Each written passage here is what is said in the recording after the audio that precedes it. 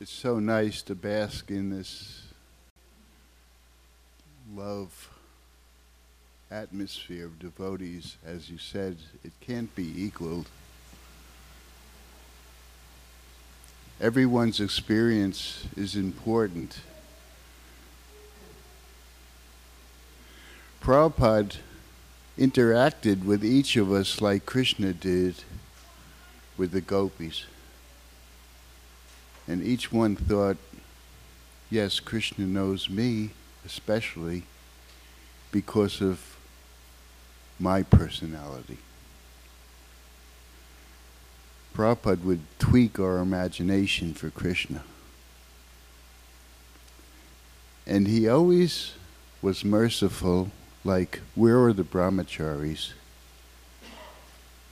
Somebody might have had an agenda, but Prabhupada would either read your mind and change it for the better. So, each time I come here, I meet new friends and old friends.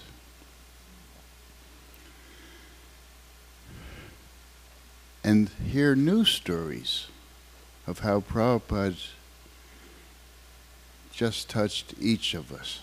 So much so that years and years later, we're still serving Krishna and serving each other. Prabhupada gave us this concept, das anudas, which could change the world, serving one another. We're used to it,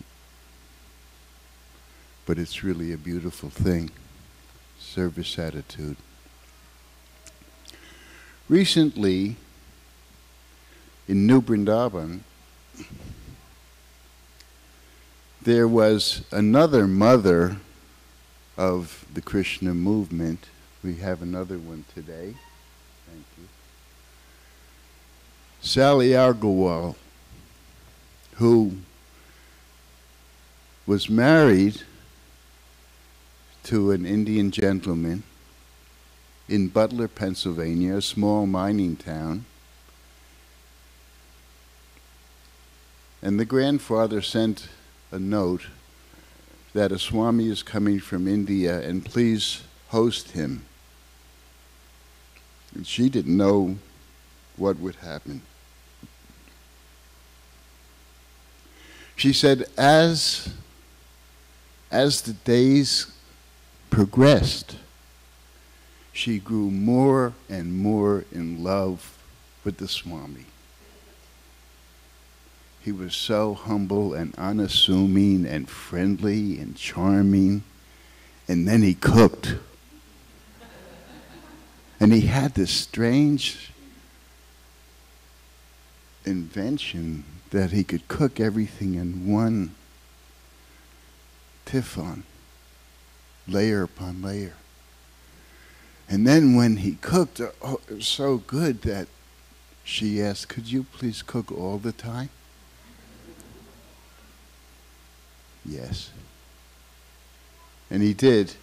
And that wonderful picture of the Swami with her son Bridge, if you notice all the photos of the Swami with the children, he just brightens up.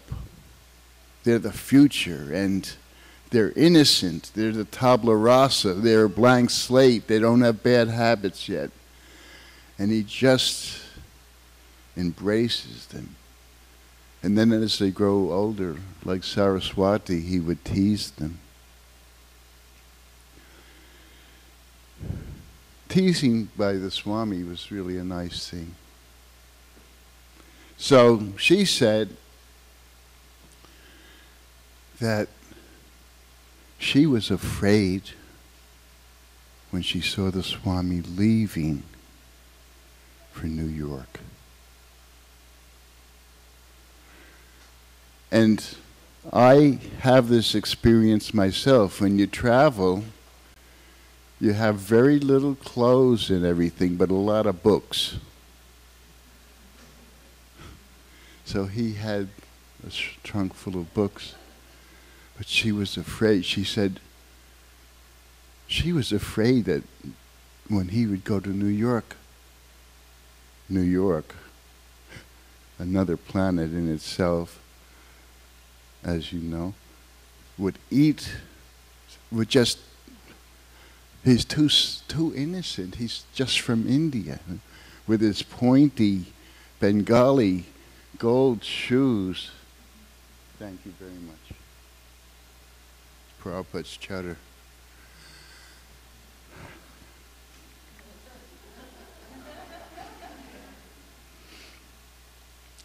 So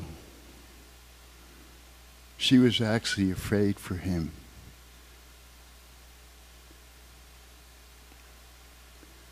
And then she said, and we were in New Vrindavan Palatial Temple, Vrindavan Chandra, and the palace up the road.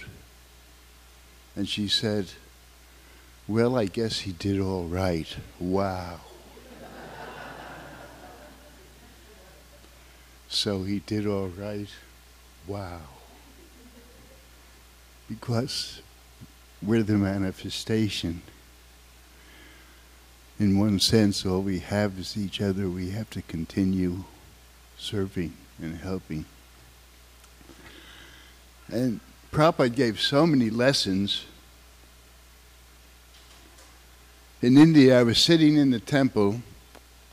Now, anybody who's a seasoned devotee, especially in India, you know you put one shoe on one side of the temple and one shoe on the other, because monkeys or people don't steal one shoe. So I had that. And then Prabhupada comes walking by, and it's in Vishakhapatnam where Anand Prabhu came. And I'm sitting in the temple chanting this, Prabhupada. I run after him, and it's barnacles and shells, and he's gliding like Yudhisthira's chariot, not even touching the ground. And I'm going, where are your shoes? After all these years, I became like artificial New Age, whatever. When I'm with you, Prabhupada, I don't feel any pain. He looked like he ate a macrobiotic prune. He went. Then he laughed. Then why don't you cut your throat? But teasingly, because some devotees would say, Swamiji wants me to, I knew what he was getting at. He said, there's enough tapasya in the world, so do not give us more tapasya. Don't put any more tapasya on yourself unnecessarily. Because some devotees do that. They unnecessarily put guilt on themselves when they're sincerely trying. The standard is high. So if the standard is high, and Prabhupada's standard was the example, so yes, it's a challenge, but we shouldn't judge. We should help one another. So there's enough tapasya. And so many examples. And like I said, it seemed like Prabhupada's feet didn't touch the ground. This is a famous story in John Lennon's estate. There was a worm going towards Prabhupada's feet, and we were all like in a V. Prabhupada had Wellington boots on. We had sneakers with holes in it. It was a wet morning. Oh, the worm's going towards Prabhupada's feet. It's a living entity, but wait a minute. It'll be liberated like falling under the wheels of the Jagannath cart. And then Star Trek Prime Directive came in, Maya, get out. No, Prabhupada said it's all right, it's a purification process. When stuff like that happens and you don't understand it and then it leaves, it's a purification process. The worm hit Prabhupada's feet. And then the worm went on Prabhupada's feet. And I looked, there was no indentation. There's a time limit? Okay. So, this is the wonderful thing. Prabhupada is with us in all these challenges, like in Vrindavan temple. Shyamasundar knows how to build better than me. Krishna will help you. You've seen it through the years. Krishna will help us all. We take one step towards Krishna.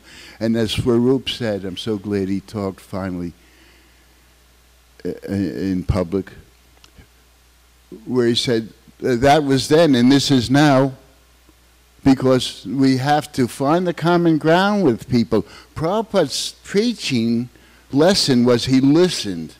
I mean, I've got so many stories about everything, but the bucket manufacturer was boring, and Prabhupada was listening, and then he changed the conversation when he was talking about riveting to riveting with Krishna.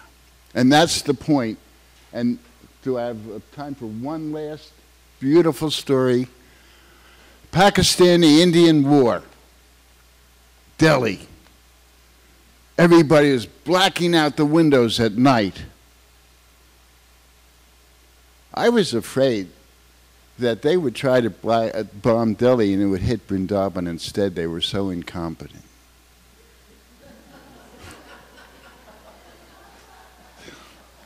They never even got near Delhi. But at any rate, everybody was coming in. The committee came in. Swamiji, why aren't you blocking out your windows? He said, you cannot be the controller. You cannot control your stomach ache, your toothache. But the bombs. What if the bomb should come? And I was standing up because Prabhupada and I had this like teamwork where guests would come. I'd make sure they'd have water and prasadam and everything like that. So I was standing up, and they said, what if the bomb should come? And Prabhupada said, then I would see the bomb as Krishna. Hare Krishna. Do I have a little... Big Chaitra Guru. Krishna told me, call Madhavisa. I called him that night. He left the planet. We had a 20-minute conversation. He couldn't talk anymore. Beautiful conversation. Sannyasi for 1 week, not wanting to associate with women. Prabhupada sends him to Jaipur to oversee the deities for years, Krishna Balaram, with Jamuna alone. He said the rickshaw was small and she was big, and I couldn't help rubbing up. His voice couldn't help rubbing up against her.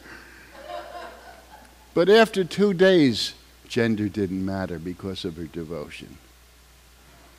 She said, if you live it, you can give it. That's her definition of bhakti. So let's all live it. Thank you very much. Thank you, Guru Das Prabhu. Ki Jai Hari Hari.